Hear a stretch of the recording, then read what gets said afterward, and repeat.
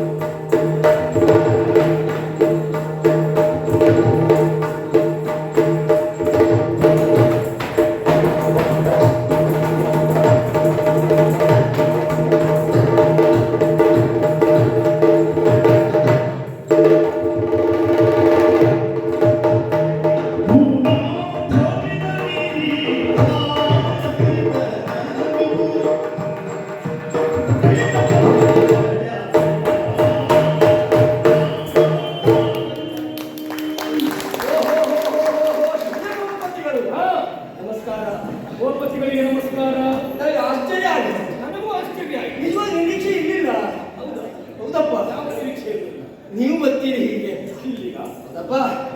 ಯಾಕೆಂದ್ರೆ ಇಲ್ಲಿವರೆಗೆ ನಡೀತಿರುವಂತಹ ರೀತಿ ನೀತಿಗಳೇ ಬೇರೆ. ಈಗ ನೀವು ಬಂದ ರೀತಿ ನೀತಿಗಳೇ ನಮಗೆ ಬೇರೆ ಆಗ್ತಾ ಕುರುಕ್ಷೇತ್ರಕ್ಕೆ ನಾನು ಮೊದಲನೇ ದಿವಸದಿಂದಲೂ ಬರ್ತಾ ಇದ್ದೆ. ಆದ್ರೆ ಈ ರೀತಿಯಾಗಿ ಬರ್ತಾ ಇರುವುದು ಇದು ಪ್ರಥಮ. ಹಾಗಾಗಿ ನನಗೆ ಮೊದಲು ನಿಮ್ಮ ಮುಖ ಕಾಣಲೇ, ನನಗೆ ಬರೀ ಮುಂಡ ಈ ಪಕ್ಷ ಮೇಲೆ ನೋಡ್ತಾ ಇದ್ದಾರೆ. ಹೌದು, ನನ್ನ ನಿರೀಕ್ಷೆ ಮೇಲ್ಮಟ್ಟದ್ದಾಗಿತ್ತು. ಆದ್ರೆ ಏನ್ ಮಾಡೋಣ, ಏನಾಯ್ತು? ಭೂಪತಿಗಳು ಕೆಳಮಟ್ಟದಲ್ಲಿ ಒಂದು ಬಿಟ್ರು. ಅರ್ಥ ಆಗಲಿಲ್ಲ ನನಗೆ. ಕೆಳಮಟ್ಟ ಯಾವ ಕ್ಷೇತ್ರದಲ್ಲಿ? ಹಾಗಲ್ಲ, ಈಗ ಹೇಳುವರ ಕಾರಣ ಏನು? ಭೀಷ್ಮನ ಕಾಲ ಆಗಿ ಹೋಯ್ತು, ದ್ರೋಣನ ಕಾಲ ಆಗಿ ಹೋಯ್ತು. ಹೌದು. ಇನ್ನು ಯಾರು ಬರಬಹುದು? ಸರಿ, ಇದು ಶಲ್ಯನ ಕಾಲ ಅಂತ ಅವ್ನು ನಿರ್ಧಾರ ಮಾಡಿತ್ತು. ನೀನು ಕೇಳ. ಹೌದು, ಆದ್ರೆ ಇದು ಶಲ್ಯನ ಕಾಲ ಅಲ್ಲ, ಕರ್ಣನ ಕಾಲ ಅಂತ ಗೊತ್ತಾಗಿ ಹೋಯ್ತಲ್ಲ. ಅಂದುಕೊಂಡ ಹಾಗೆ ನಡೆಯುವುದು ಹೌದಾದ್ರೆ ಹಾ. ಕೌರವ ಗೆದ್ದು ಬಹಳ ದಿನ ಆಗ್ತಾ ಇತ್ತು. ಅದು ಒಂದು ಏನು? ಅಂದ್ಕೊಂಡ ಹಾಗೆ ನಡೆಯುವುದಿಲ್ಲ.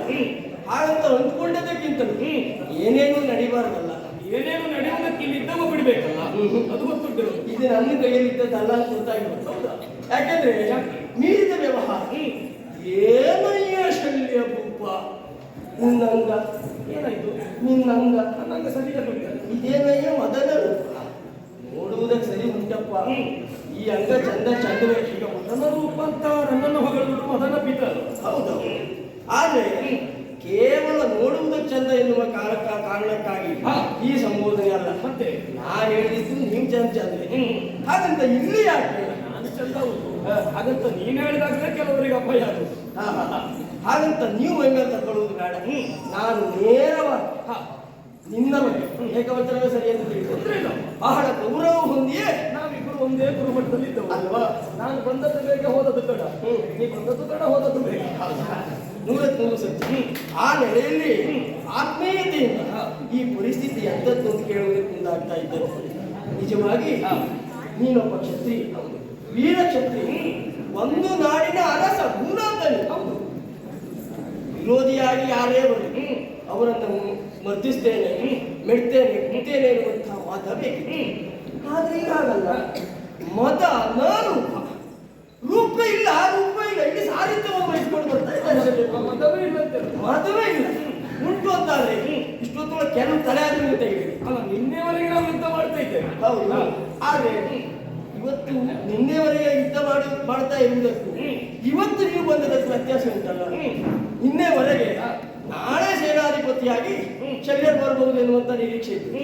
ಇವತ್ತು ಹಾಗಲ್ಲ, ಸಾರಥಿ, ಅದರಲ್ಲಿಯೂ ಕರ್ಣನ ಬಂಡಿಗೆ ಸಾರಥಿಯಾಗಿ ಬಂದ್ಬಿಟ್ರಲ್ಲ. ಕಡಿಮೆ ಏನು? ಎಂತ ಹೀನ ಭಕ್ತಿಯೇ. ಸಾರಥ್ಯ ಅಲ್ಲ, ಸಾರಥ್ಯ ಹೀನ ಅಲ್ವೇ ಅಲ್ಲ. ಸಾರಥ್ಯವೇ ಹೀನ ಭಕ್ತಿ ಅಂತ ಹೇಳಿದ್ರೆ ನಿಮ್ಮ ಹತ್ರ ಹೋದ ಬರುದು ಅಲ್ವಾ? ಸಾರಥಿಯಾದವನಿಗೆ ನಮಸ್ಕಾರ ಮಾಡಿಯೇ ರಥಿಕ ರಥ ಹತ್ತು. ಹೌದು, ಇಬ್ಬರಲ್ಲೂ ಯೋಗ್ಯತೆ ಸಮ ಉಂಟು.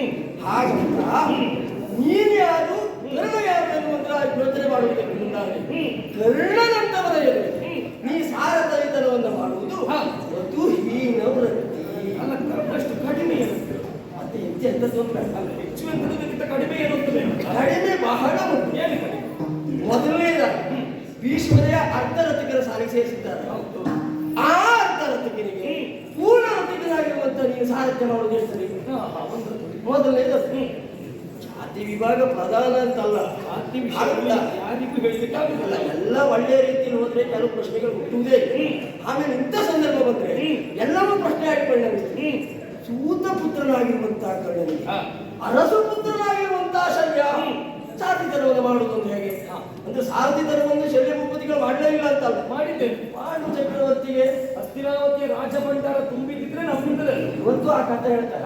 ಹಾಗಂತ ಈ ಪ್ರಸಂಗ ನೋಡಿದ್ರೆ ಮತ್ತೆ ಆ ಕಥೆ ಆ ಪ್ರಸಂಗ ನೆನಪು ಮಾಡ್ಕೊಳ್ಳೋದು ಯಾಕೆ? ಅಂದ್ರೆ ಪರಿಸ್ಥಿತಿ ಅವ್ರು ಕೆಳಗಾಯ್ತು.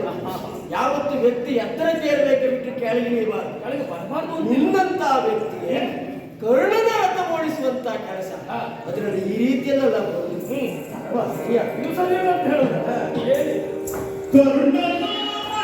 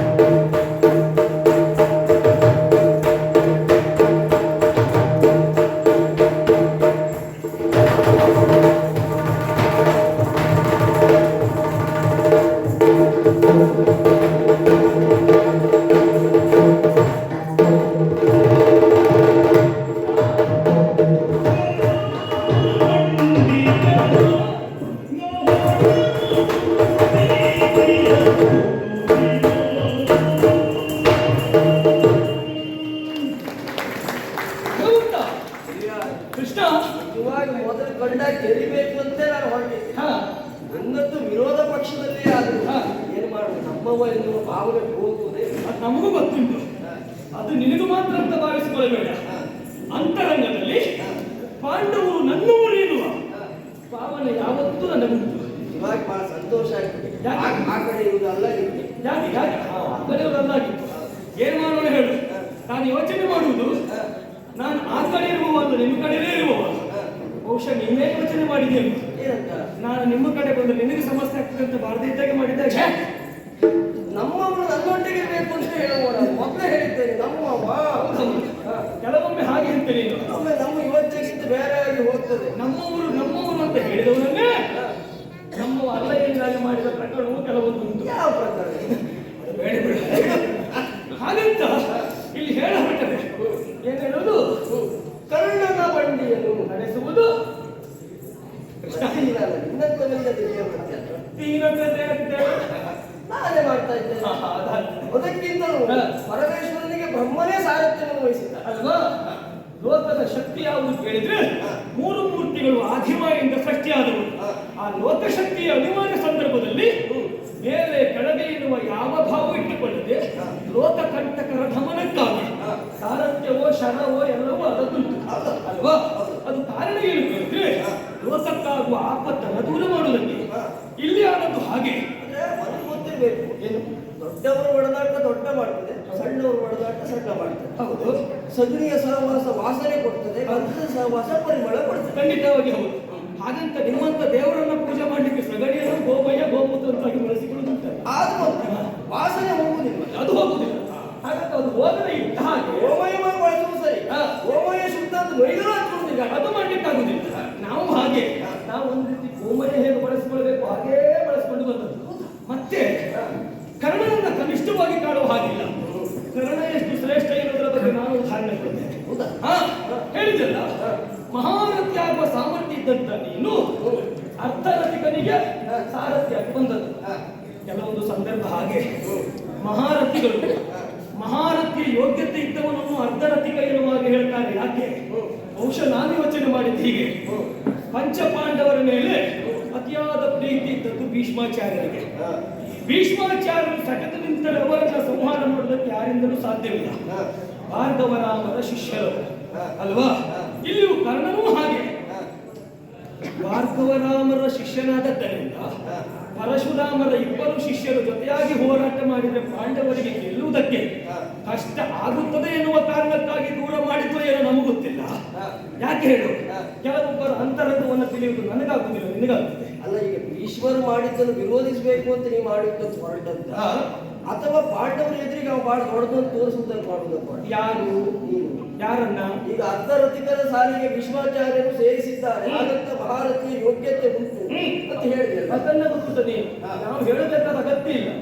ಕರ್ಣನೇ ಸಮರ್ಥ ಎನ್ನುವುದನ್ನ ಜ್ವಲಂತ ಪಾಂಡವರು ಕಂಡಿದ್ದಾರೆ, ನನಗೆ ಗೊತ್ತುಂಟು. ನಿನಗೆ ನಿನಗಿಂತ ಗೊತ್ತಿಲ್ಲಲ್ಲ.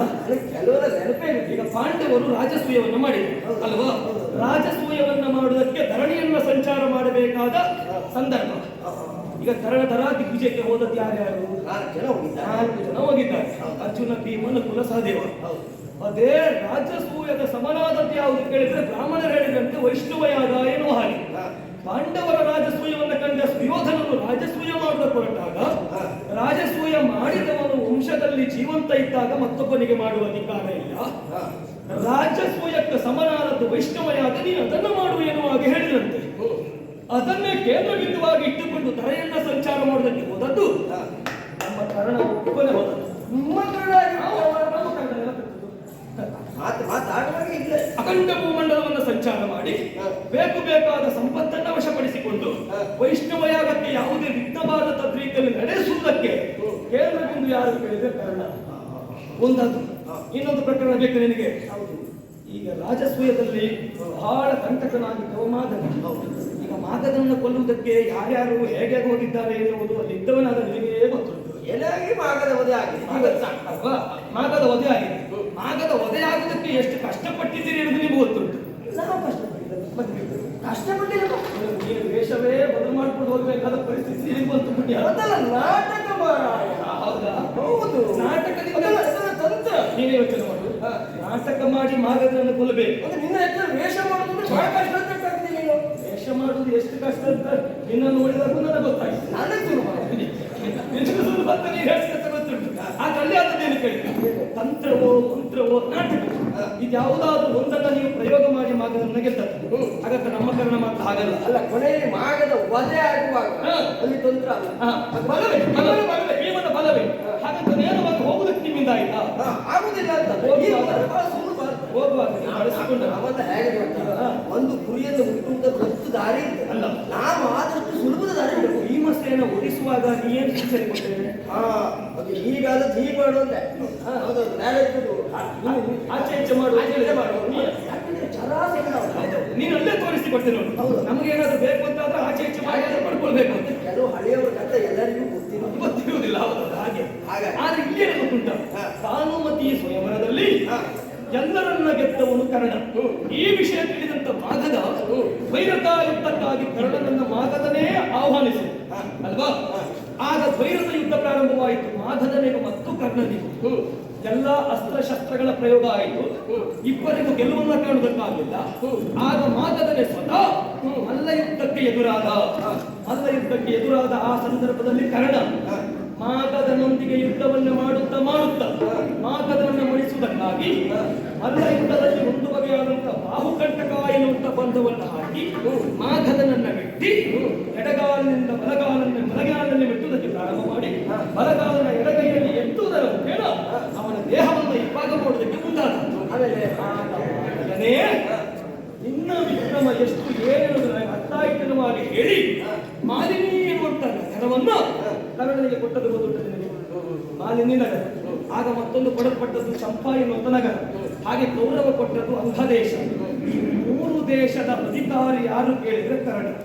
ಈಗ ಪಾಂಡವರಲ್ಲಿ ಒಂದು ರಾಜ್ಯ ಅಲ್ಲ, ಒಂದನ್ನು ಇಲ್ಲ ಯುವರಾಜ್ಯಾಭಿಷೇಕ ಆದದ್ದು ಧರ್ಮರಾಯನಿಗೆ ಇಲ್ಲ ಅಂತ ಮಾಡಿದ. ಅಲ್ಲ, ಯುವರಾಜ್ಯಾಭಿಷೇಕ ಇಲ್ಲ ಅಂತ ಮಾಡಿದ. ಇನ್ನೊಂದು ಪಾಂಡವಿಗೆ ಮಗ ಅಂಟಿಷ್ಟ ಅಲ್ಲ ನಿಂದಡೆಯ ಅಲ್ಲ ನನ್ನದು ಅಲ್ಲ ಕೃಷ್ಣ ಇಲ್ಲ ಅಂತ ಮಾಡಿದಲ್ಲ. ಯಾಕೆ ಹೇಳು? ಈಗ ಧರ್ಮರಾಯ ಇಲ್ವಾ? ಪಾಂಡವ ಪ್ರಶ್ನೆ ಇರಲಿಲ್ಲ, ಒಂದು ಇಂದ್ರ ಪ್ರಶ್ನೆ ಇದ್ದಿತ್ತು, ಕಳ್ಕೊಂಡಲ್ವಾ? ಕಳ್ಕೊಂಡಾಗ ಮತ್ತೆ ಇವ್ರು ಇಲ್ಲ ಅಂತ ಮಾಡಿದಲ್ಲ. ಅಲ್ಲ, ಕಳ್ಕೊಂಡಲ್ಲಿ ತಿರುಗಿ ಬಂದಿದ್ದಾರೆ. ತಿರುಗಿ ಬಂದ ಒಂದು ಮಾತು ಎಂತ ಆಗಿದೆ? ಎಂತದ್ದು? 12 ವರ್ಷ ವನವಾಸ, 1 ವರ್ಷ ಅಜ್ಞಾತವಾಸ ಮುಗಿದ ಮೇಲೆ ನೀವೆಲ್ಲ ಯಜಮಾನಿಕೆ ವಹಿಸಿ ನೀವೊಂದು ಸಂಧಾನ ಮಾಡಿ ಪ್ರಕರಣ ಇತ್ಯಂತ ಮಾಡ್ಬೇಕಿತ್ತು. ಎಂತ ಮಾಡುದು? ಎಲ್ಲ ನೀವೇ ಆಚೆ ಮಾಡ್ಬೇಕು. ಅದು ನೀವು ಹೇಳ್ಬೇಡಿ. ಯಾಕೆ ಗೊತ್ತುಂಟ? ಈಗ ನಾನು ಅದನ್ನು ಮಾಡೋದಕ್ಕಿಂತ ಸಂಧಾನಕ್ಕೆ ಬಂದು ಯುದ್ಧ ಎನ್ನುವ ಹಾಗೆ ಗಂಟು ಮಾಡ್ಕೊಂಡು ಹೋದವೇ ಆಗುತ್ತಾ? ನನಗೂ ಮನಸ್ಸಿರ್ಲಿಲ್ಲ. ನಿನಗೆ ಮನಸ್ಸಿರಲಿಲ್ಲ, ನಮಗೋದೇ ಆಗಿತ್ತು. ನಮ್ಮ ಅಂತರ ನೀನು ಯೋಚನೆ ಮಾಡಬೇಕು. ನಾನು ಅಷ್ಟು ಪ್ರಯತ್ನ ಮಾಡಿದ್ದೇನೆ. ಶಲ್ಯ ಭೂಪತಿಗಳು ಸ್ವಲ್ಪ ಪ್ರಯತ್ನ ಮಾಡ್ಬೇಕಲ್ಲ. ಹಳೆಯವರು ಹಳೆಯ ಯಾವಾಗ ಮತ್ತೊಂದು ರೆಫರ್ ಮಾಡಿ ಮತ್ತೆ ಹಳೆಯದಲ್ಲ ಅದು ಒಂದು ನೋಡುವುದಕ್ಕಾಗಿ. ಆದ್ರೆ ನಿಮಗೆ ವರ್ಷ ಹಣ ಕಟ್ಟುವ ಏನಲ್ಲ, ಅದಲ್ಲಪ್ಪ. 70 ವರ್ಷಕ್ಕೆ ಬಂದರು ಮತ್ತೆ ನೀವು ವಯಸ್ಸಾದ್ರೂ ಬಹಳ ಚಂದ ಕಾಣ್ತೀವಿ ಎನ್ನುವುದರಲ್ಲಿ ನಾವು ಬಹಳ ಪ್ರಾಯದಲ್ಲಿ ಇದ್ದೇವೆ ಅಂತ ಹಾಗಂತ ಈಗ ನಮಗೆ ಇಷ್ಟು ವಯಸ್ಸಾಯ್ತು, ಖಂಡಿತವಾಗಿ ನಿಮಗಿಂತ ನಾನು ಬಹಳ ದೊಡ್ಡ ಒಪ್ಪಿಕೊಳ್ಳಬೇಕು. ಹಾಗಂತ ಇವತ್ತಿನ ದಿವಸ ಕರ್ಣನ ಬಂಡಿಯನ್ನ ನಾನು ನಡೆಸುವುದು ಹೀನ ವೃತ್ತಿ ಯಾವುದಾದ್ರೆ ಯೋಚನೆ ಮಾಡಿ ನರನಶ್ವವನ್ನು ನೀ ನಡೆಸಬಾರದು. ಯಾಕೆ ಗೊತ್ತುಂಟ? ನಾನು ಭದ್ರ ದೇಶಕ್ಕೆ ಮಾತ್ರ ಅಧಿಪತಿ ಅಲ್ವಾ? ನನ್ನನ್ನ ಭೂಪತಿ ಎನ್ನುವ ಹಾಗೆ ಕರೆದ ನೀನು ಭೂಪತಿ ಎನ್ನುವುದನ್ನು ಮರಿಬೇಡ. ಗೋಕುಲದಲ್ಲಿ ಗೋಗಳು ತಿನ್ನುವುದಕ್ಕೆ ನಮಗೇನಾದರೂ ಉಪಕಾರ ಮಾಡಿದ್ರೆ ಗೋವರ್ಧನಗಿರಿ ಎನ್ನುವ ಹಾಗೆ ತಿಳಿದು ಗೋವರ್ಧನಗಿರಿಗೆ ಪೂಜೆ ಮಾಡುವುದಕ್ಕೆ ಅಲ್ಲಿಯ ಗೋಪಾಲಕರಿಗೆ ನೀ ಹೇಳಿದಂತೆ ಈ ವಿಷಯ ದೇವೇಂದ್ರನಿಗೆ ಗೊತ್ತಾಗಿ ದೇವತೆಗಳಿಗೆ ಹರಿಸು ಬರಲಿಲ್ಲ ಎನ್ನುವ ಹಾಗೆ ತಿಳಿದು ಸಂವರ್ತಕ ಎನ್ನುವಂತ ಮೋಡದಿಂದ ಆನೆ ಸೊಂಡಿಲ ಗಾತ್ರದ ಮಳೆಯನ್ನು 7 ದಿನಗಳ ಪರ್ಯಂತ ಸುರಿಸಿದೌದಾ? 9 ಮಳೆ. ಆ ಮಳೆಯಿಂದ ಭೂಮಿಯನ್ನು, ಗೋಪಾಲಕರನ್ನು, ಗೋವುಗಳನ್ನು ಸಂರಕ್ಷಣೆ ಮಾಡುವುದಕ್ಕೆ ಆಗ ಏನಾಯ್ತು? ಇದರಿಂದ ಏನು ಮಾಡ್ಲಿಕ್ಕೆ ಆಗುದಿಲ್ಲ ಅಂತ ಗೊತ್ತಾಗಿ ದೇವೇಂದ್ರ ಸ್ವತಃ ಬಂದದ್ದು. ದೇವೇಂದ್ರನು ನಿಮ್ಮ ನಡೆದಂತ ವಾಗ್ವಾದ ಅದು ಎಲ್ಲದರಲ್ಲಿ ನೀನೇ ಶ್ರೇಷ್ಠ ಎನ್ನುವ ಹಾಗೆ ದೇವೇಂದ್ರನೇ ಸೋಲನ್ನು ಒಪ್ಪಿಕೊಂಡು ಗೋವಿಂದರಾಜ ಪಟ್ಟಾಭಿಷೇಕ ಮಾಡಿದ್ದೌದಾ? ಸಮಸ್ತ ಭೂಮಂಡಲಕ್ಕೆ ಒಡೆಯಾರು ಕೇಳಿದ್ರೆ ಕೃಷ್ಣ ಎನ್ನುವ ಹಾಗೆ ಅಖಂಡ ಭೂಮಂಡಲದ ಒಡೆತನವನ್ನ ಒಪ್ಪಿಕೊಂಡ ನೀನೇ ಎಲ್ಲಿಯೂ ಅಧಿಕಾರ ಇಲ್ಲದಂತ ಪಾರ್ಥನಿಗೆ ಸಾರಥಿಯಾಗಿ ಬಂದಿದೆ. ಇದು ಸರಿಯಾ? ದೇವೇಂದ್ರ ಕೊಟ್ಟಿದ್ದಾಗ ಒಪ್ಪಿಕೊಂಡಿದ್ದೇನೆ. ಭೂಲೋಕದಲ್ಲಿ ನಿಮ್ಮ ವ್ಯವಹಾರದಲ್ಲಿ ಎಲ್ಲೂ ನಾ ಪೀಠ ಇರಲಿಕ್ಕೆ ನಿಮ್ಮ ಅಣ್ಣ ಇರುವಾಗ ನಾನು ಏರುವುದಿಲ್ಲ ಬೇಡ ಅಂತ ಹೇಳಿದ್ರು. ಯಾಕೆಂದ್ರೆ ದೇವರು ತಗೊಳ್ಳುತ್ತಾರೆ. ಹೌದಾ? ಲೌಕಿಕವಾಗಿ ನಾವು ವ್ಯವಹಾರ ಮಾಡುದು. ಲೌಕಿಕವಾಗಿ ಹೇಳಿಲ್ಲ. ಈಗ ರಾಜಸೂಯಧ್ವರವನ್ನ ಮಾಡಿದವ ಧರ್ಮರಾಯ ಅಲ್ವಾ? ಧರ್ಮರಾಯ ಸರ್ವರಲ್ಲಿ ಶ್ರೇಷ್ಠನಾಗಿದ್ದವನು. ಈಗ ಪ್ರಥಮರ್ಘ್ಯವನ್ನು ಕೊಡುವುದು ಯಾರಿಗೆ ಎನ್ನುವ ಹಾಗೆ ಒಂದು ಯೋಚನೆ ಬರುವ ಹಾಗೆ ಇಲ್ಲ. ಯಾಕೆ? ಸರ್ವಶ್ರೇಷ್ಠನೇ ಧರ್ಮರಾಯ. ಅದೇ ಧರ್ಮರಾಯನೇ ಪ್ರಥಮಾರ್ಘ್ಯವನ್ನು ನಿನಗೆ ಕೊಡುತ್ತಾ ಇದ್ದಾನೆ ಅಂತ ಆದ್ರೆ ನೀ ಯೋಚನೆ ಮಾಡು. ಅಷ್ಟು ಎತ್ತರದಲ್ಲಿ ಪ್ರಥಮಾರ್ಘ್ಯಕ್ಕಾಗಿ ಕುಳ್ಳಿರಿಸಿದ ನಿನ್ನನ್ನು ಅರ್ಜುನ ರಥಕ್ಕೆ ಸಾರಥಿಯಾಗಿ ಕುಳ್ಳಿಸಿದಾನೆ ಅಂತ ಆದ್ರೆ ನಾನು ಮಾಡೋದೇನದು? ನಾನು ಒಂದು ನಾಡಿನ ಅರಸ ಎನ್ನುವ ಕಾರಣಕ್ಕಾಗಿ ಅವ ಅದಲ್ಲ. ಮತ್ತೆ ನೀನು ಆಡುವ ಮಾತೇನು? ನರನ ರಥವನ್ನು ನೀನು ನಡೆಸುವುದಕ್ಕೆ ಕೊಟ್ಟಿಲ್ಲ, ಕರ್ಣನ ರಥವನ್ನ ನಾನು ನಡೆಸಬಾರದು. ತಪ್ಪೇನು? ಕರ್ಣ ಮತ್ತು ನಿನ್ನ ಸಂಬಂಧ, ನನ್ನ ಮತ್ತು ಪಾರ್ಥನ ಸಂಬಂಧ ಎರಡು ಒಂದೇ. ಖಂಡಿತವಾಗಿ ಅದಲ್ಲ. ನಿನ್ನದ್ದು ಭಾವ ಮಾತ್ರ ಅಲ್ಲ, ದೇವ ಜೀವಗಳ ಸಂಬಂಧ ಇರುವುದು ಗೊತ್ತುಂಟು. ಅದು ನಮ್ಮದೇನು ಗೊತ್ತುಂಟ? ನಾವು ನಿನ್ನಾಗೆ ನೀ ಸ್ವತಂತ್ರವಾಗಿ ತಿರುಗಾಡುವುದು ನಾವು ಆಗಲ್ಲ. ಸ್ವಲ್ಪ ದಿವಸದ ಮಟ್ಟಿಗಾದ್ರೂ ಕೌರವನಿಗೆ ಆಳಾಗಿದ್ದರೂ ಆಳೆನುವಾಗಿ ಅವ ಭಾವಿಸಲಿಲ್ಲ. ಯಾಕೆ ಗೊತ್ತುಂಟ? ಅವನಮ್ಮನ ಕರೆದುಕೊಳ್ಳುವಾಗಲೂ ಈಗ ನನ್ನ ವಿಷಯ ನಿಮಗೆ ಹೇಳುವುದೇ ಬೇಡ. ಕಾರಣ ಏನು? ನಾನು ಇಲ್ಲಿಗೆ ಬರುವಾಗ ಎಲ್ಲಿಗೆ ಅಂತ ಬಂದವರೆಂದು ಗೊತ್ತುಂಟು. ಪಾಂಡವರ ಪರವಾಗಿ ನಾನು ನಿಲ್ಲಬೇಕು. ನನ್ನ ತಂಗಿಯ ಮಕ್ಕಳು ಪಾಂಡವರಿರುವಾಗ ಯೋಚನೆ ಮಾಡಿ ನಾನು ಬಂದದ್ದು. ಏನು ಮಾಡೋಣ ಹೇಳು? ಬರುವ ಆ ಕಾಲಕ್ಕೆ ಬೇಕಾದ ವ್ಯವಸ್ಥೆ ನಮಗಾಗಿದೆ. ಈ ಹೇಳುತ್ತಿಲ್ಲ ನನಗೆ ಕೆಲವು ಸಮಸ್ಯೆ ಆದ್ರೆ ಅದಕ್ಕಿಂತ ಪೂರ್ವದಲ್ಲಿ ನನಗಿರುವಂತಹ ವಿಷಯ ಏನು ಗೊತ್ತಾ? ಈಗ ನಿನ್ನಂತವರಿಗೆ ಇದು ನ್ಯಾಯವೇ ಅಂತ ಹೇಳುವುದಕ್ಕೆ ಬಲವಾದ ಕಾರಣ ಏನು? ನೀನು ಒಂದು ನಾಡಿನ ಅರಸ. ನೀನು ಮಾಡಬೇಕಾದ್ರೆ ಯಾವುದನ್ನು ಮಾಡಬೇಕು? ಧರ್ಮವನ್ನ ರಾಜನಿಗೆ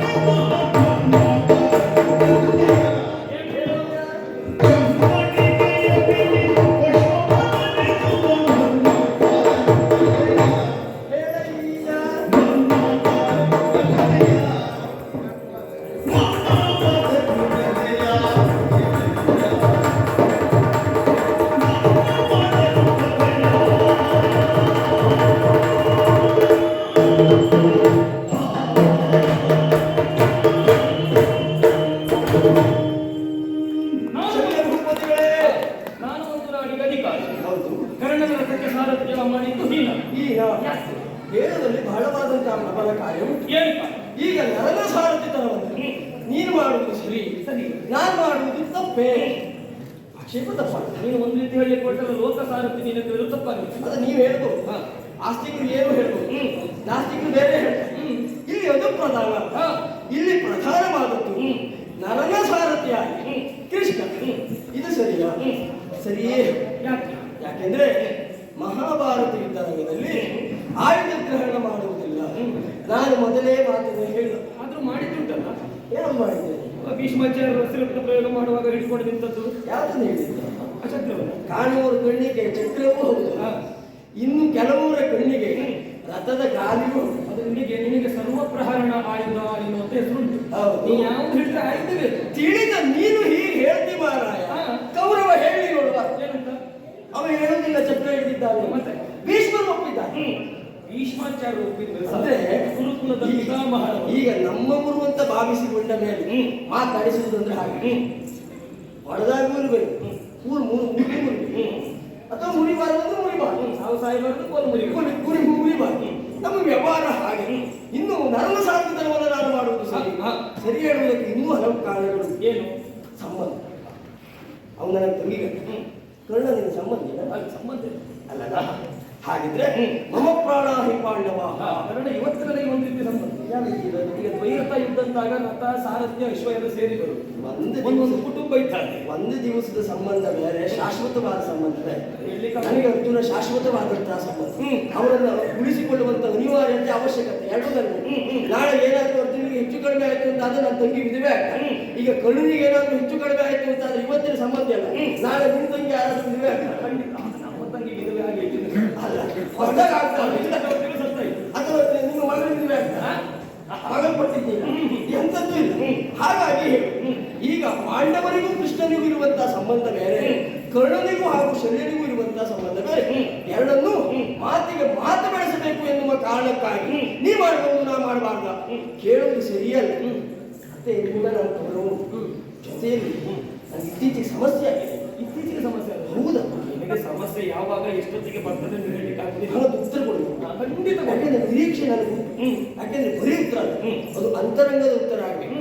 ಈಗ ಕೌರವರ ಪಕ್ಷದಲ್ಲಿದ್ದೇನೆ, ಅವರ ಪಕ್ಷದಲ್ಲೇ ನಾವು ಮಾತಾಡಬೇಕು ಅಂತ ಬೇಡ. ಶಲ್ಯ ಭೂಪತಿಗಳು ನಮ್ಮವರ ನಾನು ಕೆಲಸಕ್ಕೆ ಬಂದಾಗ ಈ ಕೆಲಸ ಯಾರ ಪಕ್ಷದಲ್ಲೇ ಇರಲಿ, ನನ್ನ ದಿನವಾಗಿ ನಾವು ಕೆಲಸದ ವಿಷಯ ಆಮೇಲೆ ಮತ್ತೆಂತದ್ದು ಅಲ್ಲ. ಈಗ ಪಾಂಡವರ ಕಡೆಯಿಂದಲೂ ನಿಮಗೆ ಕರೆ ಬಂದಿದೆ. ಹೌದು. ಕೌರವರ ಕಡೆಯಿಂದ ಬಂದಿದ್ದ ಬರಲಿಲ್ಲ ಅಲ್ವಾ? ನಾನು ಬಂದದ್ದು ಪಾಂಡವರಿಗಾಗಿ ಇವತ್ತು. ಪಾಂಡವರಿಗಾಗಿ ಬರ್ತೇನೆ ಅಂತ ಹೇಳಿದೆಯಲ್ಲ, ನೀನು ಬರಲಿಲ್ಲ. ಪಾಂಡವ ಪಕ್ಷವನ್ನು ವಹಿಸಲಿಲ್ಲ. ನಿನಗೆ ಬಳಿ ಅಂದ್ರೆ ಹೌದಾ?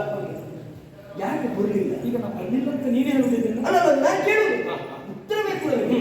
ಈಗ ಒಂದು ವಾಕ್ಯದಲ್ಲಿ ಹೇಳ್ಬೋದು, ಆಗ ಹೊರಟಿದ್ದೆ, ಏನಾಯ್ತು ಸಮಸ್ಯೆ ಅಂತ ಬೇಡವಾ? ತಪ್ಪಾಗಿದೆ ಅಂತಂದ್ರೆ ಹೇಗೆ ತಪ್ಪಾಗಿದೆ ಅಂತ ಬೇಡವಾ? ಆದರೆ ಈಗ ಪಾಂಡವರ ವಿರೋಧ ನಿನಗೆ ಯಾಕೆ ಬೇಕು? ಯಾವ ಕಾರಣಕ್ಕೆ ಹಾಗಾಯ್ತು ಬಂತು? ಇನ್ನೊಂದು ಸಂಬಂಧಿಯೇ ಆದರೂ ಕೂಡ ಅಧರ್ಮಿ ಅಂತ ಆದ್ರೆ ಆ ಪಕ್ಷವನ್ನು ಬಿಡ್ಬೋದು. ಬಿಡ್ಬೋದು. ಸಂಬಂಧದಲ್ಲಿ ಮಾವನಾಗಿರುವಂತಹ ಕೋಸ ದುಷ್ಟ ಎನ್ನುವ ಕಾರಣಕ್ಕೆ ನಾನೇ ಕೊಟ್ಟಿದ್ದೆ. ಆದರೆ ಯೋಚಿಸುವುದಕ್ಕೆ ಮುಂದಾದ್ರೆ ಪಾಂಡವರಲ್ಲಿ ನೀವು ಯಾವ ಅಧರ್ಮವನ್ನು ಕಂಡು ಕೌರವರ ಪಕ್ಷಕ್ಕೆ ಇನ್ನೊಂದು ಶ್ರುತಿ, ಮತಿ, ಬುದ್ಧಿ ಮತ್ತು ಜ್ಞಾನ. ಶ್ರುತಿ ಅಂದ್ರೆ ಇತಿಹಾಸವನ್ನು ಅವಲೋಕಿಸುವುದು, ಮತಿ ಅಂದ್ರೆ ಭವಿಷ್ಯ ಹೀಗೆ ಆಗಬಹುದು ಎನ್ನುವುದಾಗಿ ತರ್ಕಿಸುವುದು, ಬುದ್ಧಿ ಅಂದ್ರೆ ಇವತ್ತು ಏನು ಮಾಡಬಹುದು ಎನ್ನುವುದನ್ನು ಯೋಚಿಸುವುದು, ಜ್ಞಾನ ಅಂದ್ರೆ ಹಿಂದಾದದ್ದು ಮುಂದೆ ಆಗುವುದು ಇವತ್ತು ಏನು ಮಾಡುವುದು, ಮೂರನ್ನೂ ಯೋಚಿಸಿ ಒಂದು ಗಟ್ಟಿಯಾದಂತಹ ನಿರ್ಧಾರಕ್ಕೆ ಬರುವುದು. ಈ ವಿಷಯದಲ್ಲಿ ನೀವು ಜ್ಞಾನಿಗಳು ಅಜ್ಞಾನಿಗಳು. ಕೃಷ್ಣ ಒಂದೊಂದೇ ವಿಷಯಕ್ಕೆ ಉತ್ತರ ಕೊಡಬೇಕು. ಈಗ ನಾನು ಮಧ್ರಾದೇಶದಿಂದ ಹೊರಟು ಬಂದದ್ದು ಪಾಂಡವರ ಪಕ್ಷಕ್ಕಾಗಿ ಎನ್ನುವುದು ನಿನ್ನ ಗೊತ್ತುಂಟೇ ಇಲ್ಲ? ಗೊತ್ತಿರಬಹುದು. ಆದ್ರೆ ಶಂಕದ ಬಾಯಿಂದ ಬಂದು ತೀರ್ಥ ಎನ್ನುವ ಹಾಗೆ ಶಲ್ಯ ಭೂಪತಿಗಳ ಬಾಯಿಂದ ಹೀಗೆ ಬರಲಿ. ಯಾಕೆ ಗೊತ್ತುಂಟಾ? ಸಭಾ ಮಧ್ಯದಲ್ಲಿ ದ್ರೌಪದಿಯ ಮಾನಭಂಗ ಆಗುವಾಗ ನೀನೆಲ್ಲಿದ್ದೆ ಹೇಳು? ನೀ ದ್ವಾರ ಕೇಳಿದ್ದೆ, ಹೌದಲ್ವಾ? ದ್ವಾರ ಕೇಳಿದ್ದಂತ ನಿನಗೆ ಸಭೆಯಲ್ಲಿ ಕರುಣಗೆ ಕಾಯುವ ಗೋವಿಂದ ಅಂತ ಹೇಳಿದ್ದು ಕೇಳಿದ್ದಂತೆ. ಅಲ್ಲಿ ಮಧ್ರದೇಶದಿಂದ ಶಲ್ಯ ಭೂಪತಿಗಳು ಪಾಂಡವರ ಪರವಾಗಿ ಬರ್ತದಂತ ಗೊತ್ತಾಗಲಿಲ್ಲ. ನೀ ಎಲ್ಲಾದ್ರೂ ಕರುಣಗೆ ಕಾಯುವ ಗೋವಿಂದ ಅಂತ ಕಾಯ್ದಿದ್ಯಾ? ನನಗಲ್ಲ, ಪಾಂಡವರ ಪರವಾಗಿ ಬಂದದ್ದು ನಾನು ಕರೆದ್ರೆ ಮಾತ್ರ ಬರುವ. ಈಗ ದ್ಯೂತ ಆಡುವಾಗ ಧರ್ಮರಾಯ ಕೃಷ್ಣ ಈಗ ಆಗ್ತಾ ಉಂಟು, ಏನು ಮಾಡಿ ನೀನೇ ಕಾಯಬೇಕು ಅಂತ ಹೇಳಿದ್ರೆ ನಾನು ನಾನು ಹೇಳಿದಲ್ಲ. ನೀ ನನ್ನನ್ನು ಕೇಳಿ ಬರ್ಬೇಕಿಂತ ಹೇಳಿದ್ದಲ್ಲ. ಪಾಂಡವರ ಪರವಾಗಿ ನಾನು ಬಂದಿರೋದು ನಿನಗೆ ಗೊತ್ತಿಲ್ವಾ ಕೇಳಿ? ಅಲ್ಲ, ನೀನು ಹೊರಟ ಹಾಗೆ ಕೇಳುತ್ತಾ ಇಲ್ಲ. ನಾನು ಅದಕ್ಕಾಗಿ ಹೊರಟೆ. ಆಮೇಲೆ ನಾನು ಹಾಗಾಗಿ ಹೊರಟೆ. ಪಥ ಮಧ್ಯದಲ್ಲಿ ಬೇಕಾದ ವ್ಯವಸ್ಥೆ ನನಗೂ ಹಾಗೂ ನನ್ನ 1,00,000 ಸೇನಾ ಬಲಕ್ಕೆ ದೊರಕಿತು. ನಾನು ಯೋಚನೆ ಮಾಡಿದ್ದು ಹೀಗೆ, ಧರ್ಮರಾಯನ ಆಹ್ವಾನ ಧರ್ಮರಾಯನಿಗೆ ಸಹಾಯ ಮಾಡೋದಕ್ಕೆ ನಾನು ಹೊರಟವ, ಬಹುಶಃ ಇದು ಧರ್ಮರಾಯನ ವ್ಯವಸ್ಥೆ ಎನ್ನುವಾಗೆ ತಿಳಿದು ನಾನು ಊಟ ಮಾಡಿದೆ. ತೃಪ್ತಿಯಿಂದ ಊಟ ಮಾಡಿ ಅನ್ನಧಾತು ಸುಖೀ ಭವ, ಅನ್ನ ಕೊಟ್ಟವನಿಗೆ ಒಳ್ಳೆದಾಗಬೇಕು, ಅವನ ಪರವಾಗಿ ನಾನು ಇರ್ತೇನೆ ಎನ್ನುವಾಗೆ ಘೋಷಣೆ ಮಾಡಿದ್ವಿ. ವಿಭವ ಅಂತ ಹೇಳಿದ್ರೆ ತಪ್ಪಲ್ಲಾಗಿತ್ತು, ಪರವಾಗಿ ಇರ್ತೇನೆ ಅಂತ ಹೇಳಿ ಸ್ವಲ್ಪ ಹೆಚ್ಚಾಗುತ್ತೆ. ಯಾಕೆ ಗೊತ್ತುಂಟಾ, ಅದು ಹೇಳಿದಾಗ ಕೇಳು. ಈಗ ಧರ್ಮರಾಯನೇ ಮಾಡಿದ್ದಿನವಾಗಿ ನಾನು ಯೋಚನೆ ಮಾಡಿ ಧರ್ಮರಾಯನ ಪರವಾಗಿ ಬಂದದ್ದರಿಂದ ಆ ಮಾತಾಡ್ಬೇಕು ಬೇಡ, ಆ ಮಾತನಾಡಿದೆ. ಆವಾಗ ಮನೆಯಿಂದ ಬಂದವ ಕೌರವ ಬಂದವ ಹೇಳಿದ, ಇದು ವ್ಯವಸ್ಥೆ ಮಾಡಿದ್ದು ನಾನೇ ಮಾವಯ್ಯ, ಹಾಗಾಗಿ ಇದನ್ನು ಸ್ವೀಕರಿಸಿದ್ದೇವೆ. ನೀವು ಆಡಿದ ಮಾತು ಯಾವತ್ತೂ ತಪ್ಪುವಲ್ಲ, ನೀವು ನಮ್ಮ ಪಕ್ಷಕ್ಕೆ ಬರಬೇಕು ಅಂತ ಹೇಳುವಾಗಲೂ ಒಂದು ಮಾತನಾಡಿದ್ದಾನೆ. ಸರ್ವ ಸೇನೆಯ ಅಧಿಕಾರವು ನಿಮ್ಮದ್ದೇ ಎನ್ನುವಾಗೆ ಭಾವಿಸಿ ನೀವು ಬರಬೇಕು, ನಿಮ್ಮದ್ದೇ ಎನ್ನುವಾಗ ಹೇಳಿ. ಆಗ ನಾನು ಅವರಿಗೆ ಒಂದು ಮಾತು ಹೇಳಿದೆ, ಬಂದದ್ದು ಪಾಂಡವರ ಪರವಾಗಿ, ಧರ್ಮರಾಯರನ್ನ ನಾನು ಸಂಧಿಸಿ ಬರಬೇಕು ಅಂತ ಹೇಳಿದೆ. ಆಗ ಒಪ್ಪಿಗೆ ಕೊಟ್ಟಾಗ ಒಂದಕ್ಷವಾಣಿ ಸೇನವನ್ನ ಕೌರವನ ಪಕ್ಷದಲ್ಲಿ ಇಟ್ಟು ಧರ್ಮರಾಯನ ಸಮೀಪ ಹೋಗಿದ್ದೇನೆ. ಬೇಕಾದ್ರೆ ಆಮೇಲೆ ಓದೋ ಧರ್ಮರಾಯನ ಕೇಳಿ, ಇವತ್ತು ಮತ್ತೆ ರಾತ್ರಿ ಬರ್ಲಿಕ್ಕೆ ಇಲ್ಲ, ಈಗ ಆ ವಿರೋಧ ಇಲ್ಲವೇ ಇಲ್ಲ. ಯಾಕೆ ಕೇಳಿದ್ರೆ, ನೀನ್ ಇವತ್ತದು ಹೇಳಿದ್ರೆ ಇದ್ರೆ 9 ದಿವಸ ರಾತ್ರಿಗೆ ನೀ ಭೀಷ್ಮಾಚಾರ್ಯ ಹೋಗ್ಲಿ ಅಲ್ವಾ, ನಾವು ಬಂದ್ರೆ ನಮ್ಮ ಬಂದ್ರೆ ಹೇಳಿಕ್ಕೆ ಆ ದಿನ ನೀನು ಬಂದಿದ್ದೆ ಅಂತ ಹೇಳಿದಾಗ ಇವತ್ತು ನಾವು ನೀನು ಒಪ್ಪತ್ತಿಗಳು ಬರ್ಬೋದು, ನಮ್ಮವರವರು. ಹೌದಪ್ಪ, ಪ್ರಕರಣದಲ್ಲಿ ಮೊದಲು ನೀನು ಪ್ರಯೋಗ ಮಾಡಿದ್ರಿಂದ ಆಗ ಬರ್ಬೋದು ಅಂತ ಹೇಳುದಷ್ಟೇ. ಇದಾಗಬೇಕು. ಬಂದೆ ಧರ್ಮರಾಯ ಸಮೀಪ ಬಂದಾಗ ಧರ್ಮರಾಯ ಶರಣು ಎನ್ನುವ ಕಾಲಿಗೆ ಬಿದ್ದ. ಆಗ ಅವನಿಗೆ ಒಳಿತನ್ನ ಮಾಡುವುದಕ್ಕಾಗಿ ಆಶೀರ್ವಾದ ಮಾಡಿ ಒಂದು ಬೇಡಿಕೆಯನ್ನ ಮುಂದಿಟ್ಟಿದ್ದಾನೆ. ಏನೇನು ಆಗಿ ಅವನಲ್ಲಿ ಕೇಳುವುದಿಲ್ಲ, ಸಾಕು. ಅವನ ಬೇಡಿಕೆಗೆ ಖಂಡಿತವಾಗಿ ನಿನ್ನ ಧರ್ಮ ನಿನಗೆ ರಕ್ಷಣೆ ಮಾಡ್ತೇನೆ ಆಶೀರ್ವಾದ ಮಾಡಿದವರು. ಆದ್ರೆ ಈಗ ಸಮಾಧಾನ ಆಯ್ತು ಈ ವಿಷಯದಲ್ಲಿ. ಅಂದ್ರೆ 2 ಜನರಲ್ಲಿ ವ್ಯಾಜ ನಡೀತಾ ಇತ್ತು. ನೀವು ನಿರ್ಣಾಯಕರಾಗಿ ಕೊಡಬೇಕು ಅಂತ ಒಬ್ಬರಿಗೆ ಕರೀತಾರೆ, ಕರೀಬಲ್ಲಿ ಒಬ್ಬ ನಮ್ಮ ಮನೆಗೆ ಊಟಕ್ಕೆ ಬರಬೇಕು ಅಂತ ಹೇಳ್ತಾರೆ ಅವ ಸಂಬಂಧಿ. ಆಯ್ತಾ, ಅವ ಹೊರಟುವ ದಾರಿ ಮಧ್ಯದಲ್ಲಿ ಬೇರೆ ಊಟದ ವ್ಯವಸ್ಥೆ ಆದಾಗ ಈ ಊಟ ಹಾಕ್ದವ್ರು ಯಾರಾಗಿ ನಾ ಪಕ್ಷದಲ್ಲಿ ಅಂತ ಹೇಳಿದ್ರೆ ಏನಾಗ್ತದ, ನೀವು ಮಾಡಿದ ಹಾಗೆ ಆಗೋದು. ಆಗೆಲ್ಲ ಕೊಟ್ಟು ಸಂಧಾನಕ್ಕೆ ಬರುವ ಈಗ ಊಟದ ವ್ಯವಸ್ಥೆ ಹತ್ತಿನಾವತಿ ಎಲ್ಲರೂ ಮಾಡಿದ್ದಾರೆ. ಅವ್ರು ಯಾರ ಮನೆಗೆ ಹೋಗಿದ್ದಿಲ್ಲ, ಹೋಗಲಿಲ್ಲ. ಯಾಕೆಂದ್ರೆ ನಾವು ಶಲ್ಯ ಮುಖದಿಗಳಲ್ಲ, ಆಗಲ್ಲ ನೀವು ಊಟದ ಬಗ್ಗೆ ಯೋಚನೆ ಮಾಡುವುದಿಲ್ಲ. ಇದು ಊಟ ಮಾಡಿದ ಕಡಿಮೆ, ಕದ್ಕೊಂಡು ಬೇಡ ತಿನ್ನೋದು ಹೆಚ್ಚಲ್ಲ. ಹಾಗಾಗಿ ಊಟದ ಬಗ್ಗೆ ನಿರೀಕ್ಷೆ ಧರ್ಮವಂತರಾದ ಧರ್ಮರಾಯನಿಗೆ ಸಹಾಯ ಮಾಡಬೇಕಾದ್ರೆ ಅಧರ್ಮೀಯ ಪಕ್ಷವನ್ನಾತ ಬಿಟ್ಟು ಬರಬಹುದು. ಕೃಷ್ಣ ಇದನ್ನು ಏನು ಹೇಳಿದ್ರು, ಯಾದವನ 3 ಅಕ್ಷೋಹಿಣಿ ಸೇನೆಯನ್ನು ಯಾರಿಗೆ ಕೊಟ್ಟರೆ ಕೌರವನಿಗೆ. ಅದರ ಬಗ್ಗೆ ನಿನ್ನ ಸಹಾಯವು ನನ್ನದು 1 ಅಕ್ಷೋಹಿಣಿ.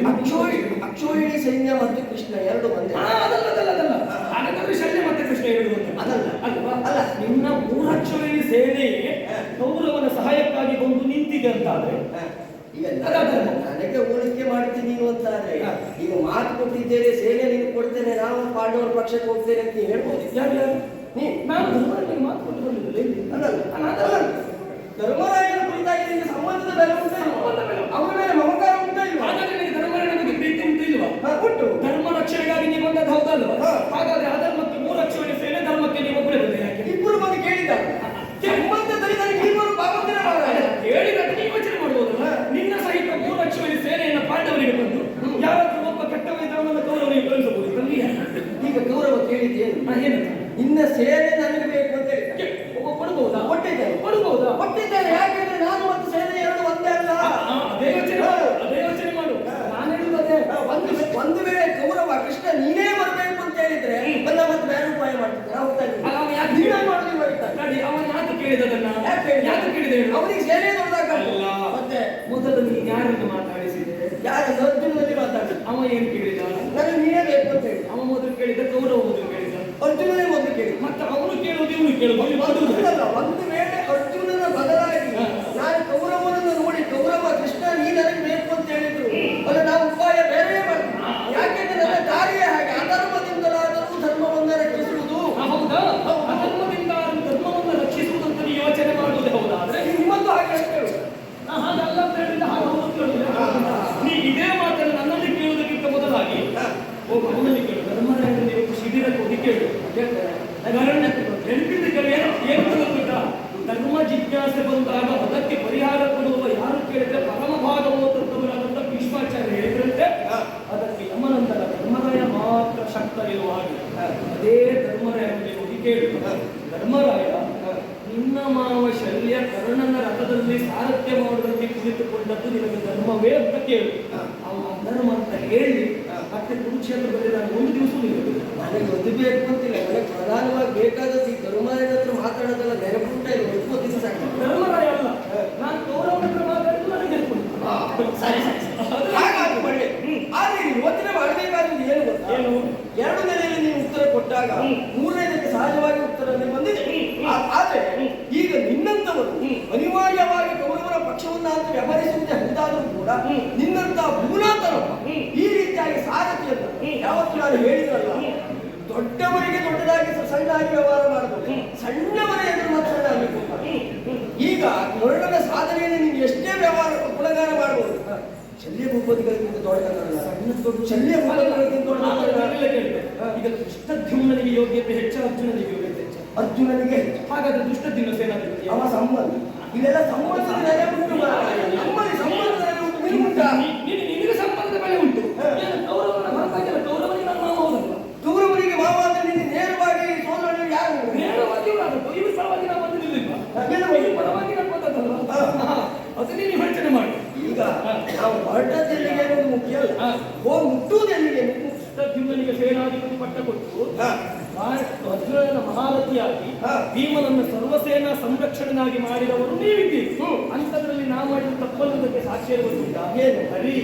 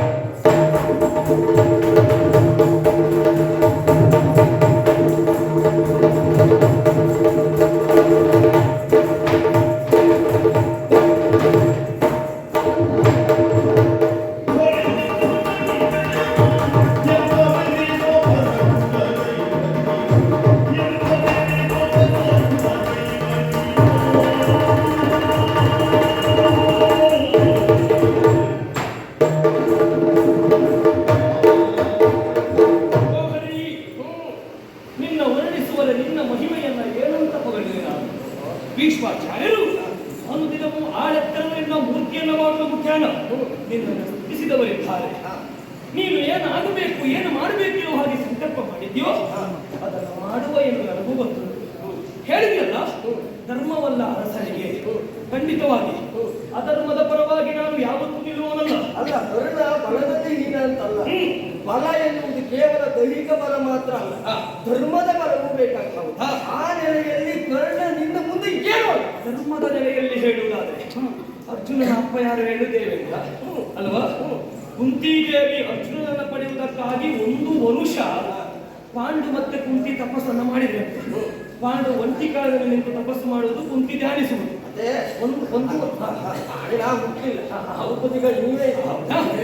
ಈಗ 1 ವರುಷ ತಪಸ್ಸನ್ನ ಮಾಡಿ ಅವನನ್ನ ಪಡೆದ, ಅರ್ಜುನನನ್ನ ಪಡೆದದ್ದು. ಅರ್ಜುನನನ್ನ ಕೊಡುವುದಕ್ಕಾಗಿ 1 ವರುಷ ಕುಂತಿಯನ್ನ ತಪಸ್ಸಿನಲ್ಲಿ ಕುಳ್ಳಿರಿಸಿದ ದೇವೇಂದ್ರ ಅರ್ಘ್ಯ ಕೊಡುವಾಗ ಕರ್ಣನ ಸಮೀಪ ಬಂದು ಕೈ ಚಾಚಿ ಬೇಡಿದ್ದಂತೆ. ದೇವೇಂದ್ರನೇ ಕರ್ಣನಲ್ಲಿ ಬೇಡ್ತಾನೆ ಅಂತ ಅದ್ರ ಶ್ರೇಷ್ಠ ಯಾರು, ಅರ್ಜುನನ ಕರ್ಣ? ಯಾರೇ ಯೋಚನೆ ಮಾಡುವುದ? ನಾನು ಯೋಚನೆ ಮಾಡುವುದು ಹೀಗೆ, ಹೇಳಿರುವ ದೇವೇಂದ್ರನಿಗೂ ಧರ್ಮವನ್ನು ಉಳಿಸುವುದಕ್ಕೆ ಬೇಡುವುದಕ್ಕಾದ್ರೂ ಅಡ್ಡಿಲ್ಲ ಅಂತ ಮನಸ್ಸು ಬರ್ತದೆ. ಇಲ್ಲಿರುವ ಸಂಬಂಧದಲ್ಲಿಯೂ ಹಿರಿಯರಾದ ಹತ್ತಿರದವರಾದ ಶಲ್ಯಪತಿಗಳಿಗೆ ಮನಸ್ಸು ಯೋಚನೆ ಮಾಡಿ, ಹೀಗೆ ಯೋಚನೆ ಮಾಡು. ಧರ್ಮವನ್ನ ಉಳಿಸುವುದಕ್ಕಾಗಿ ಬೇಕಾದದ್ದು ಕರ್ಣನಲ್ಲಿ ಇದೆ ಎನ್ನುವುದು ದೇವೇಂದ್ರನಿಗೆ ಗೊತ್ತಾಯ್ತಲ್ಲ? ಹೌದಲ್ವಾ? ದೇವೇಂದ್ರನಿಗೆ ಗೊತ್ತಾಗಿದೆ ಧರ್ಮವನ್ನ ಉಳಿಸುವುದು ಕರ್ಣನಲ್ಲಿ ಇದೆ, ಅದಿದ್ದರೆ ಕಷ್ಟ ಎನ್ನುವ ಕಾರಣಕ್ಕಾಗಿ ಪಡೆದಿರಬೇಕು. ನಿಜವಾಗಿ ಹಾಗೆ ಪಡೆಯುವುದಕ್ಕೆ ಧರ್ಮವನ್ನು ಉಳಿಸುವುದಕ್ಕೆ ದೇವೇಂದ್ರ ಅಷ್ಟನ್ನು ಕೊಡುಗೆ ಕೊಟ್ಟಿದ್ದಾರೆ. ಇನ್ನು ಭವಿಷ್ಯದ ಶಲ್ಯ ಭೂಪತಿಗಳು ಎಷ್ಟು ಕೊಡುಗೆ ಕೊಡ್ತಾರೆ ನೋಡಿ. ಅದನ್ನ ನಾನು ನಿನಗೆ ಯಾವತ್ತೂ ಹೇಳುದು, ನಾನು ನಿನಗೆ ಬಾಯಿ ಬಿಟ್ಟು ಇವತ್ತು ಹೇಳುದಿಲ್ಲ, ನೀ ಧರ್ಮರನ್ನೆಲ್ಲ ಕೇಳಬೇಕು. ಶಲ್ಯ ಹೇಗೆ ಕೊಟ್ಟಿದ್ದಾರೆ ಎನ್ನುವ ಮತ್ತೆ ಇನ್ನೊಂದು ಹೇಳಿದರು, ನೀ ಅಶ್ವವನ್ನು ನಡೆಸುವುದು ಲೋಕಸಾರಥಿಯನ್ನು ಇವತ್ತಿನ ದಿವಸ ಪಾರ್ಥಸಾರಥಿಯಾಗಿ ಮಿಂಚುತ್ತಾ ಇದ್ದಿರುವಾಗ ನಾನು ನೀನು ಎಣಿಸಿಕೊಂಡ ಧರ್ಮಕ್ಕೆ ವಿರೋಧವಾಗಿ ಯಾವುದನ್ನೂ ಮಾಡುವುದಿಲ್ಲ, ಧರ್ಮಸಮ್ಮತವಾದದ್ದನ್ನೇ ನಾನು ಮಾಡುವುದು. ಇದಕ್ಕೆ ಕಾರಣ ಏನು ಗೊತ್ತುಂಟ? ರಾಜಸೂಯ ಅವಭೃತ ಸ್ನಾನವನ್ನ ಮಾಡಿ ರಾಜಸೂಯದಲ್ಲಿ ಸಂಪೂರ್ಣ ಯಶಸ್ಸನ್ನ ಕಂಡಂತ ಅಖಂಡ ಭೂಮಂಡದ ಚಕ್ರವರ್ತಿ ಆಗುವಂತ ಎಲ್ಲ ಅರ್ಹತೆ ಇದ್ದಂತ ಧರ್ಮರಾಯನನ್ನ ಕರ್ಣ ತಾನು ತುಳಿಯುವುದಕ್ಕೂ ಬಿಲ್ಲಿನ ಕೊಪ್ಪಿನಿಂದ ಇರಿಯುವುದಕ್ಕೂ ಮುಂದಾದ ಆಕಾರದಲ್ಲಿ ಬಿಡು ಎನ್ನುವಾಗಿ ಸಂರಕ್ಷಣೆ ಮಾಡಿ ಬಿಟ್ಟಿದ್ದೇನೆ ಅಂತ ಧರ್ಮ ಉಳಿಬೇಕೆನ್ನುವುದು ಗೊತ್ತಿದೆ. ನಮ್ಮವ ಎನ್ನುವಾಗಿ ತಿಳಿದ ನಾನು ಮತ್ತು ಹೊಸದಾಗಿ ಸೇರಿಸಿದ್ದೆ ಆ ಕಾರಣ. ನೀನು ಎಷ್ಟೊತ್ತಿಗೆ ಏನ್ ಮಾಡ್ತಿದ್ದೆ ನೀನು ಗಟ್ಟಿಯಾದ ಒಂದನ್ನು ಮಾಡ್ತಾ ಕಣ್ಣಾಗ ಈಗ ಬೇಸರ ಆದದ್ದು ಯಾಕೆ ಗೊತ್ತಾ? ನೀನು ಸಾರಥಿಯಾಗಿ ಬಂದದೆ, ನಿನ್ನ ಲೆಕ್ಕದಲ್ಲಿ ನಾವಿರುವರು ಒಂದೇ ಅಂತ ನೀನು ಹೇಳುವುದಕ್ಕೆ ಮುಂದಾದ್ರು ಬಹಳ ವ್ಯತ್ಯಾಸ ಉಂಟು ಅಂತ ನಾನು ಹೇಳುದು. ಏನು? ಯಾಕೆಂದ್ರೆ ಅರ್ಜುನ ಏರಿದಂತ ರಥ ಅದು ದೇವರ, ನೀನು ಏರಿದ ರಥ ಅದು ಸಾಮಾನ್ಯ ರಥ. ಅಶ್ವಗಳ ಬಗ್ಗೆ ಮೇಲೆ ಯಾರು ತುಂಬಿದ್ದಾರೆ ಎನ್ನುವ ಬಗ್ಗೆ ನಿಮ್ಗೆ ವಿಶೇಷವಾಗಿ ನಾನು ಹೇಳುವುದು ಬೇಡ. ಜೊತೆಯಲ್ಲಿ ಕುರುಕ್ಷೇತ್ರ ರಣರಂಗದಲ್ಲಿ ಈಗಾಗಲೇ 16 ದಿನಗಳು ಕಳೆದು ಹೋಗಿದೆ. ಇದಿಷ್ಟೂ ದಿನದಲ್ಲಿ ಇಲ್ಲಿಯ ಮರ್ಮ ಏನು ಎನ್ನುವುದನ್ನು ನಾನು ಸರಿಯಾಗಿ ತಿಳಿದಿದ್ದೇನೆ. ಎಷ್ಟೊಂದು ಇಳಿಸಬೇಕು, ಎಷ್ಟೊಂದು ಏರ್ಬೇಕು ಎಲ್ಲ ನನಗೆ ಗೊತ್ತುಂಟು. ಹೌದಲ್ವಾ? ನೀವು ಹೊಸದು ನಿಮಗೆ ಗೊತ್ತುಂಟ. ಕೃಷ್ಣ, ನಾನು ಕರ್ಣನಿಗೆ ಸಾರಥ್ಯಕ್ಕೆ ಒಪ್ಪಿಕೊಳ್ಳುವ ಮೊದಲು ಗೌರವವನ್ನು ಮಾತನಾಡಿದ್ದಾರೆ. ಪಾಂಡವರಲ್ಲಿ ಮಧ್ಯಮ ಪಾಂಡವಿಯಾದಂತಹ ಪಾರ್ಥನ ಸಾರಥ್ಯವನ್ನು ವಹಿಸಿದ ಕೃಷ್ಣನಿಗೆ ಸಮನಾದ ಸಾರಥಿ ಯಾರು ಕೇಳಿದ್ರೆ ಮಾವಯ್ಯ ಶಲ್ಯ ಭೂಪತಿಗಳಾದ ನೀವು ಎನ್ನುವ ಹಾಗೆ ಆಗದ ತಲೆಗಷ್ಟು ಹೋಗಲಿಲ್ಲ. ಈಗ ನೀನು ಇದು ಹೇಳಿದಾಗ ನಾನು ಯೋಚನೆ ಮಾಡಿ ಖಂಡಿತ ಮರ್ಮ ಯಾವುದು, ಧರ್ಮ ಯಾವುದು, ವರ್ಮ ಯಾವುದು ಕುರುಕ್ಷೇತ್ರದಲ್ಲಿ ಎಲ್ಲ ನನಗೆ ಗೊತ್ತುಂಟು, ಗೊತ್ತಿಲ್ಲ ಅಂತಲ್ಲ. ಅನುಭವ ಕುರುಕ್ಷೇತ್ರದಲ್ಲಿ ರಥವನ್ನು ಓಡಿಸಿ ನಿನಗೆ ಹೆಚ್ಚಿರಬಹುದು. ಅಶ್ವವಿದ್ಯೆ ರಥಕಲ್ಪವನ್ನು ನಾನೂ ಅರಿತವನಾಗಿದ್ದೇನೆ. ನಿನ್ನದ್ದು ದಿವ್ಯಾಶ್ವ ಗೊತ್ತುಂಟು, ಫಲಾಕ ಸುಗ್ರೀವ ಮೇಘ ಪುಷ್ಪ ಹಾಗೂ ಸುಘೋಷ ಎನ್ನುವ ಹಾಗೆ 4 ಅಶ್ವ ನಿನ್ನದ್ದು. ಆ ದಿವ್ಯಾಶ್ವ ನಮ್ಮಲ್ಲಿಲ್ಲದಿದ್ದರೂ ನಿನ್ನ ಅಶ್ವದ ಚರ್ಯ ಏನು ಎನ್ನುವುದು ನನಗೆ ಗೊತ್ತಿಲ್ಲದಿದ್ದ ಅಶ್ವಗಳಿಗೆ ಕೊಂಡೇ ಇಲ್ಲ, ಆದ್ರೂ ನನಗೆ ಬೇಕಾದಾಗ ವ್ಯವಹಾರ ನಿನ್ನ ಸಂಕಲ್ಪದಿಂದಲೇ ತಿರುಗಾಡಬಹುದು. ನಾನು ಹಾಗೆಲ್ಲ ಕಲಿತ ವಿದ್ಯೆಯಿಂದಲೇ ರಥಿಕನನ್ನ ಹೇಗೆ ಸಂರಕ್ಷಣೆ ಮಾಡಬೇಕು ಎನ್ನುವುದು ವೈರುತಾ ಯುದ್ಧಕ್ಕೆ ಸಾರಥಿಯಾಗಿ ಬಂದಂತ ನನಗೆ ಗೊತ್ತುಂಟು. ಮತ್ತೆ ನೀನು ಹೇಳುವುದು ಈಗ ನೀವು ಎಷ್ಟೇ ಹೇಳಿ ನೀವು ದೊಡ್ಡದು ಮಾಡ್ಕೊಳ್ಳಿಕ್ ಬೋದು. ಯಾಕೆಂದ್ರೆ ಕೆಲವು ಹಳ್ಳಿಯವರಿಗೆ ಸ್ವಭಾವ ಎಂತ ಮಾಡಿದ್ರು ನಾವು ಸಣ್ಣ ಅಂತ ಒಪ್ಕೊಳ್ಳಿಕ್ಕಿದ್ದ ಆಯ್ತಪ್ಪ ಸರಿ. ಆದ್ರೆ ಒಂದ ನೀವು ಒಪ್ಕೊಳ್ಳೇಬೇಕೇನು, ನಮ್ಮಲ್ಲಿ ವ್ಯವಹಾರವೇ ಬೇರೆ, ನಿಮ್ಮಲ್ಲಿ ಪರಿಸ್ಥಿತಿಯೇ ಬೇರೆ. ನಿಮ್ಮದು ವ್ಯವಹಾರ ಹೇಗೆ, ನಮ್ಮದು ಪರಿಸ್ಥಿತಿ ಅಂತ. ಈಗ ನಾನು ಸಾರಥಿ ಹೌದಾ, ಅರ್ಜುನ ರಥಿಕ ಹೌದಾ? ಸಾಮಾನ್ಯದ ವ್ಯವಹಾರ ಹೇಗೆ, ರಥಿಕ ಹೇಳಿದ ಹಾಗೆ ಸಾರಥಿ ಕೇಳಬೇಕು. ನಮ್ಮಲ್ಲಿ ಹಾಗಲ್ಲ, ನಾನು ಹೇಳಿದಾಗ ಅರ್ಜುನ ಕೇಳ್ತಾರೆ. ಇಲ್ಲಿ ಹೋಗುವ ಹೋಗುವುದೇ, ಇಲ್ಲಿ ಬರುವುದೇ, ಹೀಗೆ ಮಾಡುವುದೇ ನಂದೇ. ಕೃಷ್ಣ, ನೀನು ಮಾತ್ರ ಆ ವ್ಯವಸ್ಥೆ ಮಾಡ್ಕೊಳ್ಳುವಂಥದ್ದಲ್ಲ.